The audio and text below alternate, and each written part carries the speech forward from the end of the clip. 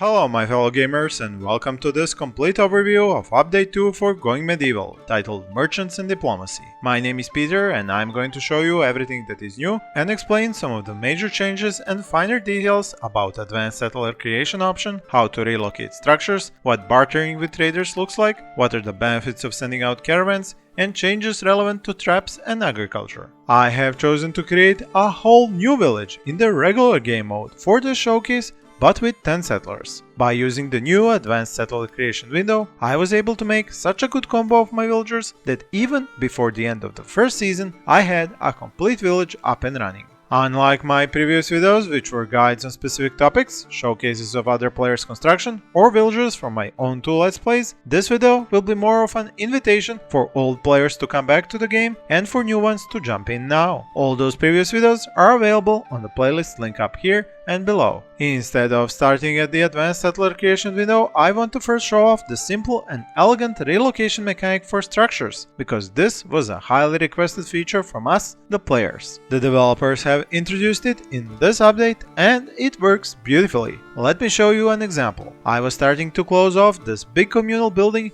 and wanted to build a temple and a chapel inside of it. So after adding walls and doors, I needed the main shrine inside.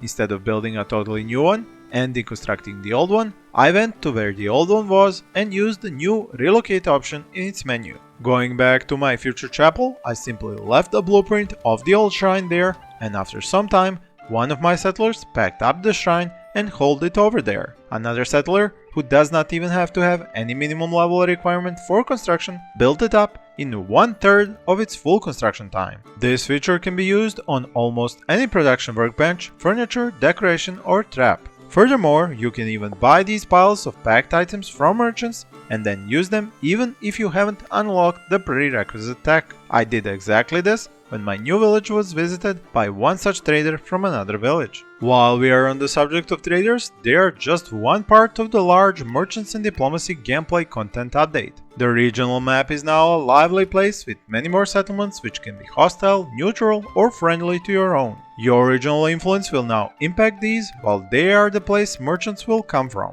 To even open up the regional map after this update, you first have to research the new tech called Cartography, which costs 30 chronicles. Once unlocked, it allows for the construction of a cartography table. It costs 90 wood and even requires level 15 construction skill from your settlers. It's quite big, taking up almost as much space as the large table. Once it is constructed, you finally get to take a look at the regional map. Here you will see many more villages than previously. Hovering your mouse over them will give you some basic information like names, population type, social structure and alignment towards your village. An important thing to remember is that you do not have to have this table or research cartography tech for the merchants to start visiting your village. But to send your own caravans to these villages, you do have to have this prerequisite setup. I will talk about the caravan option in a moment, but first let's check out the merchant mechanics. Once one such trader gets to your village, he will naturally pop into existence at the edge of the map and walk towards your villagers. Because the speechcraft skill is the main skill responsible for talking to NPCs such as merchants, you should send your villager with the highest speechcraft skill level to meet him. There are also a number of perks which help to get a better price when bartering, so this is something I spent some additional time on when I was creating this particular settler. More on that in the section of this video about advanced character creation. So, how does bartering work in Going Medieval? Simply put,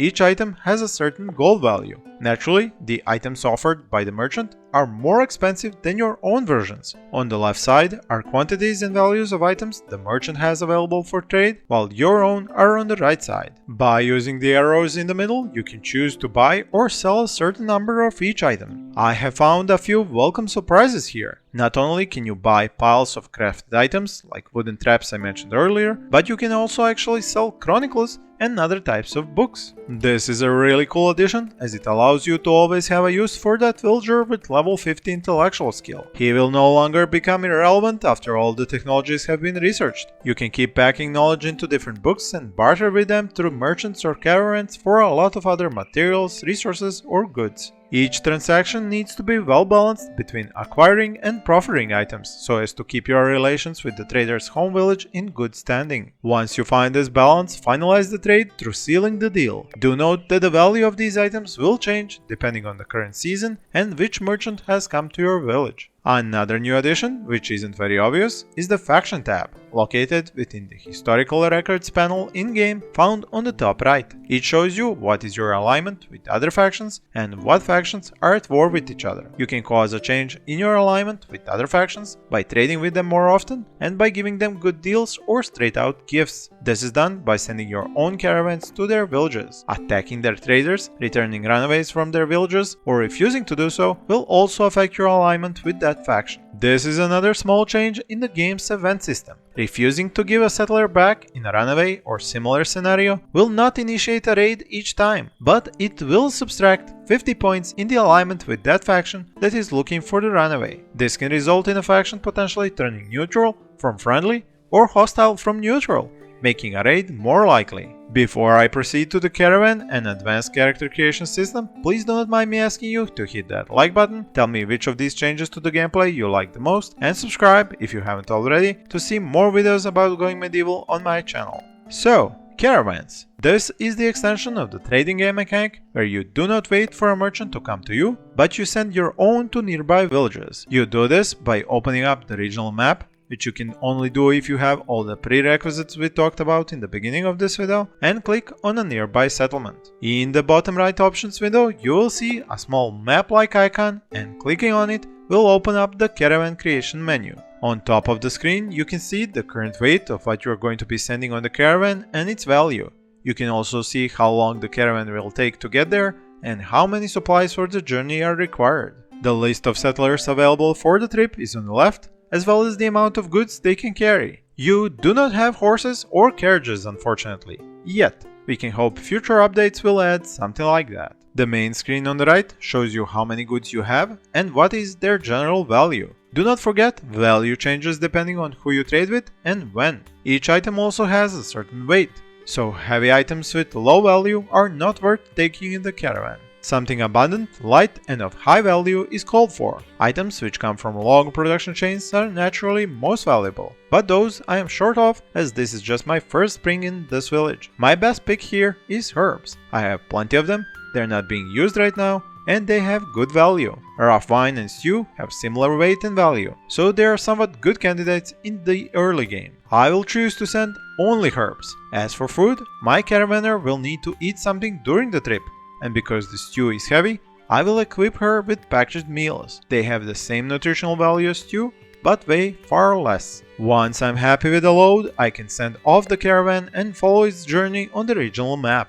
This takes a number of in-game hours, but it is well worth it if you have something to trade while you lack certain goods because of low resources on your map or low skills to make them. What is especially great about the caravan is that your prices are higher because you are the traveling merchant now, and so you can ask for more for your own goods since you are spending the time traveling and moving goods. There are a few more minor changes to the game I think you will want to know about. First, certain crop fields now have a minimum botany skill in order to be sown. Carrots require a skill level of 10, beets 20, and herbs even higher at 25. Barley is in the middle with a required botany skill of 15. Second, the build cost of traps and their damage have been changed. They are a bit more expensive to construct now and need a higher minimum skill. The stick trap, for example, now requires 35 sticks and construction skill level at 15.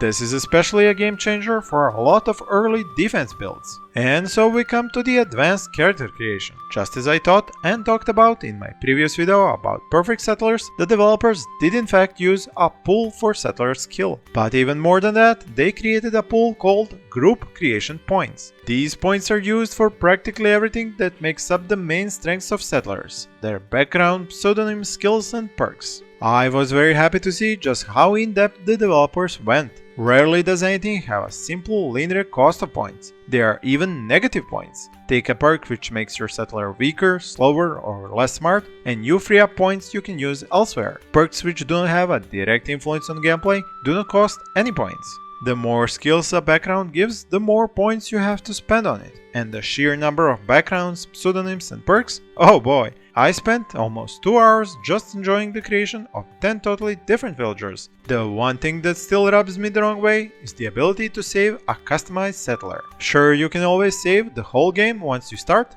but with this option, you can save a settler to use him or her on any future village. As I said in the previous video I mentioned, I am apprehensive about just how much this save and load villager option will impact village and settler diversity in playthroughs over time. Don't get me wrong here, creating a fantastic researcher with all the perks for learning, or a totally skilled up botanist with a green thumb perk and a whole bunch of other outside work related positive perks is neat. It helps you advance much faster in the start of the game and lets you specialize a settler from day one. This is with the added bonus of not having any negative perks or skill points wasted in non-related skills. However, how long before you get bored of starting with specialized settlers who are masters of their trade as soon as they spawn on the map? We will just have to wait and see. Feel free to share your thoughts about this in the comments. In essence, I started my new village with each villager specialized in one job and them having perks most relevant to that job. From the mentioned super researcher and botanist to an amazing hunter, trader and builder. I even had one slot to spend on a master warrior. While creating these settlers, I went so overboard with perks and skills that without even noticing, I was over the group creation points limit of 1700. And I went into this thinking I had plenty of headroom. So while this group of settlers did make short work of setting up the village and did so in less than one season, I must admit they were still far from Highlanders knowing all skills. They became extremely important because if I were to lose my botanist,